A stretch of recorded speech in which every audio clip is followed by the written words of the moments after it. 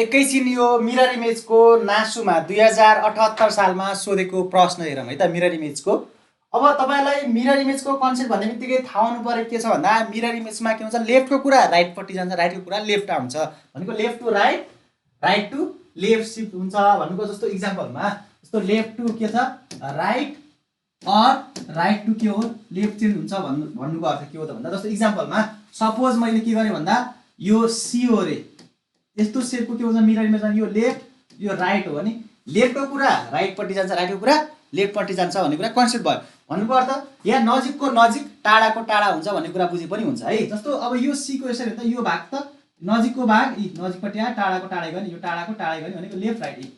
ए राइटको कुरा लेफ्टपट्टि आयो, लेफ्टको कुरा राइटपट्टि गयो नि।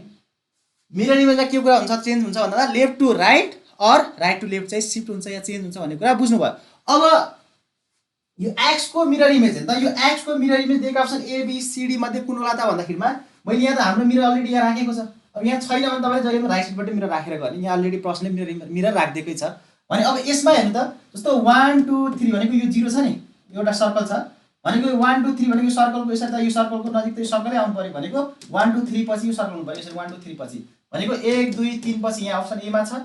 अब यहाँ 1 2 पछि यहाँ छ हट्यो, 1 2 3 यहाँ 4 पछि चाहिँ यहाँ 3 मा हुनु पर्थ्यो यो सर्कल चाहिँ त्यही भएर यो पनि हट्यो, यहाँ त झन् अन्तिममा भयो त्यही भएर हटिहाल्यो। एन्सर के भयो त भन्दा हाम्रो चाहिँ एन्सर ए चाहिँ हुन गयो है त।